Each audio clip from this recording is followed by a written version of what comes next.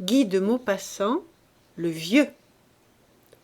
Un tiède soleil d'automne tombait dans la cour de la ferme, par-dessus les grands hêtres des fossés. Sous le gazon tondu par les vaches, la terre, imprégnée de pluies récentes, était moite, enfonçait sous les pieds avec un bruit d'eau. Et les pommiers chargés de pommes semaient leurs fruits d'un vert pâle dans le vert foncé de l'herbage.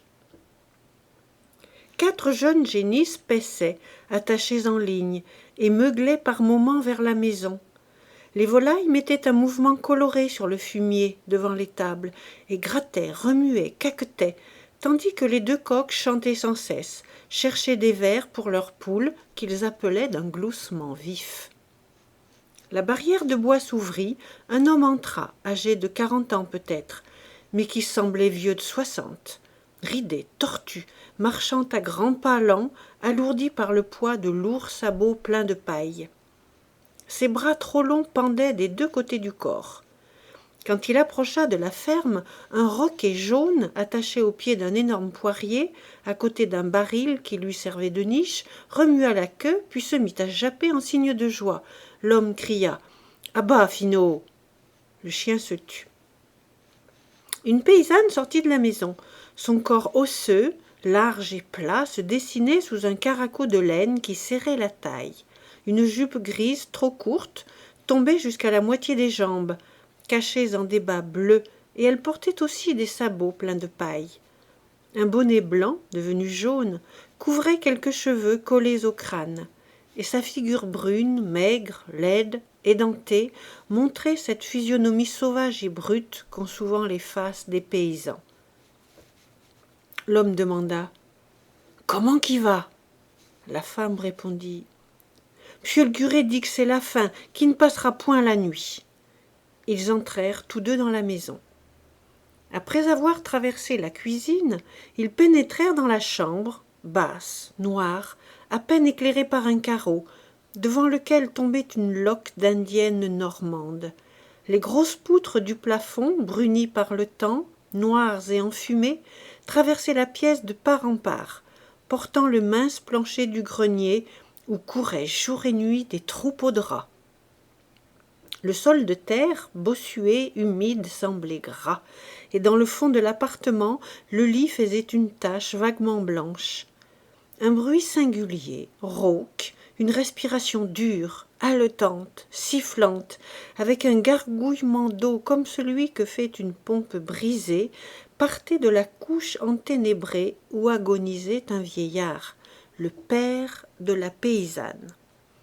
L'homme et la femme s'approchèrent et regardèrent le moribond, de leur œil placide et résigné. Le gendre dit « C'te fois c'est fini, il n'ira pas seulement la nuit. » La fermière reprit « C'est depuis midi qu'il gargote comme ça. » Puis ils se turent. Le père avait les yeux fermés, le visage couleur de terre, si sec qu'il semblait en bois. Sa bouche entr'ouverte laissait passer son souffle, clapotant et dur, et le drap de toile grise se soulevait sur la poitrine à chaque aspiration. Le gendre, après un long silence, prononça « Y a qu'à le quitter finir, j'y pouvons rien, tout de même c'est dérangeant pour les cossards, vu le temps qu'est bon, qu'il faut repiquer demain. » Sa femme parut inquiète à cette pensée. Elle réfléchit quelques instants, puis déclara « Puisqu'il va passer, on l'enterrera pas avant samedi. T'auras pas de main pour les cossards. » Le paysan méditait. Il dit « Oui, mais demain qu'il faudra qu'invite pour l'immunation. Je n'ai ben pour 5 ou 6 heures aller de Tourville à Manetto chez tout le monde. » La femme, après avoir médité 2 ou 3 minutes, prononça il n'est seulement point 3 heures que tu pourrais recommencer la tournée à nuit et faire tout le côté de Tourville. Tu peux ben dire qu'il a passé, puisqu'il n'en a quasiment pour la relever. L'homme demeura quelques instants perplexe, pesant les conséquences et les avantages de l'idée. Enfin, il déclara « Tout de même, j'y vas. » Il allait sortir.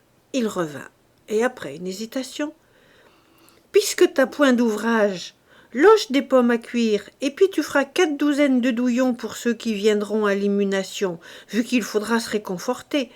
T'allumeras le four avec la bourrée qui est sous l'hangar au pressoir, elle est sec. » Et il sortit de la chambre, rentra dans la cuisine, ouvrit le buffet, prit un pain de 6 livres, en coupa soigneusement une tranche, recueillit dans le creux de sa main les miettes tombées sur la tablette et se les jeta dans la bouche pour ne rien perdre.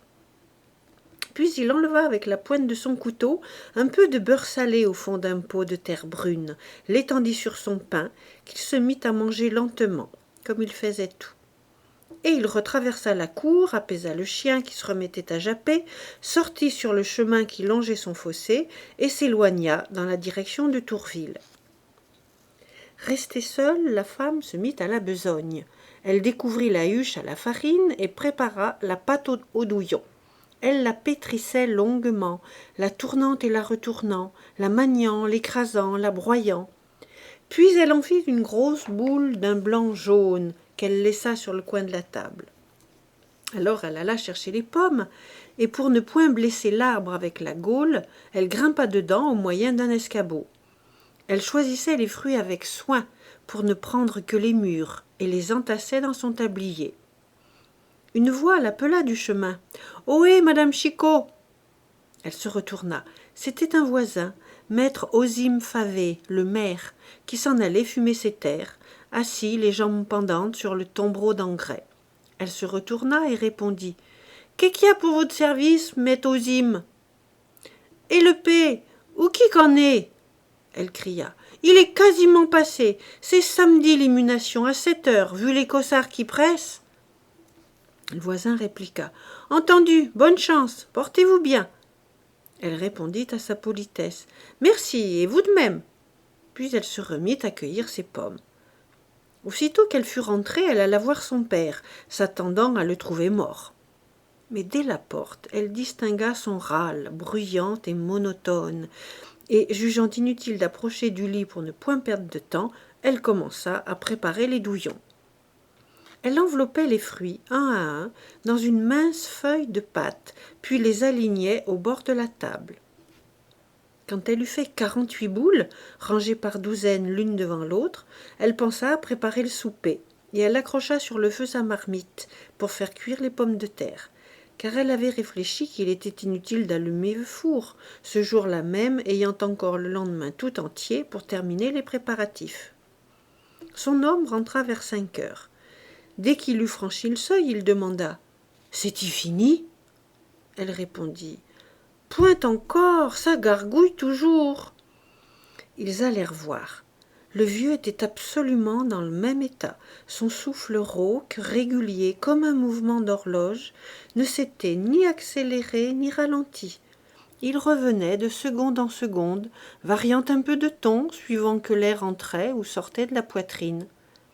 Son gendre le regarda, puis il dit « Il finira sans qu'on y pense, comme une chandelle. » Ils rentrèrent dans la cuisine et, sans parler, se mirent à souper.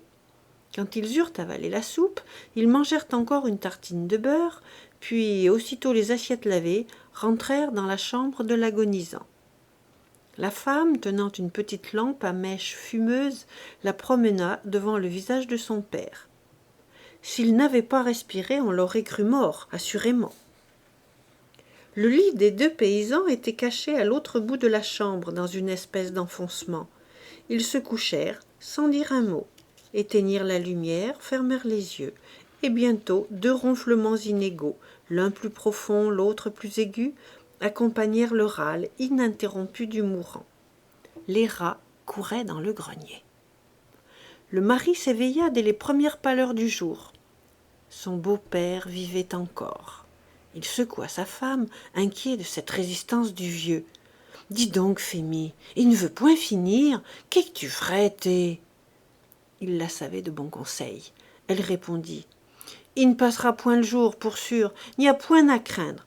Pour lors que le maire n'opposera pas qu'on l'enterre tout de même demain, vu qu'on l'a fait par Mitre Renard le P, qu'à trépasser juste aux semences. » Il fut convaincu par l'évidence du raisonnement, et il partit au champ.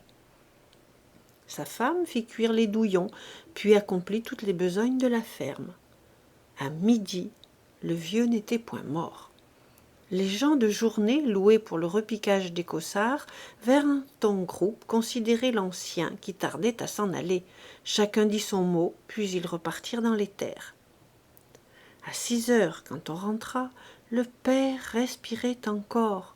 Son gendre à la fin s'effraya. « Qu'est-ce que tu ferais à cette heure, t'es Fémie ?» Elle ne savait non plus que résoudre. On alla trouver le maire. Il promit qu'il fermerait les yeux et autoriserait l'enterrement le lendemain. L'officier de santé, qu'on alla voir, s'engagea aussi pour obliger maître Chicot à antidater le certificat de décès. L'homme et la femme rentrèrent tranquilles. Ils se couchèrent et s'endormirent comme la veille, mêlant leur souffle sonore au souffle plus faible du vieux.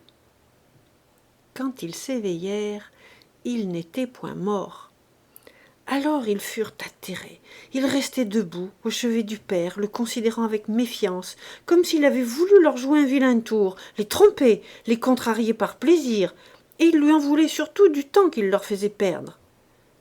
Le gendre demanda « Qu'est-ce que j'allons faire ?» Elle n'en savait rien. Elle répondit « C'est contrariant tout de même. » On ne pouvait maintenant prévenir tous les invités qui allaient arriver sur l'heure. On résolut de les attendre pour leur expliquer la chose. Vers 7h moins 10, les premiers apparurent. Les femmes en noir, la tête couverte d'un grand voile, s'en venaient d'un air triste.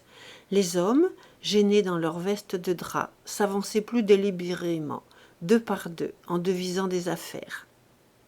Maître Chicot et sa femme, effarés, les reçurent en se désolant, et tous deux, tout à coup, au même moment, en abordant le premier groupe, se mirent à pleurer. Ils expliquaient l'aventure, contaient leur embarras, offraient des chaises, se remuaient, s'excusaient, voulaient prouver que tout le monde aurait fait comme eux, parlaient sans fin, devenus brusquement bavards à ne laisser personne leur répondre. Ils allaient de l'un à l'autre. « Je l'aurions point cru, c'est point croyable qu'il aurait duré comme ça. » Les invités interdits, un peu déçus, comme les gens qui manquent une cérémonie attendue, ne savaient que faire, demeuraient assis ou debout. Quelques-uns voulurent s'en aller. Maître Chicot les retint. « J'allons casser une croûte tout de même, j'avions fait des douillons, faut bien en profiter. » Les visages s'éclairèrent à cette pensée.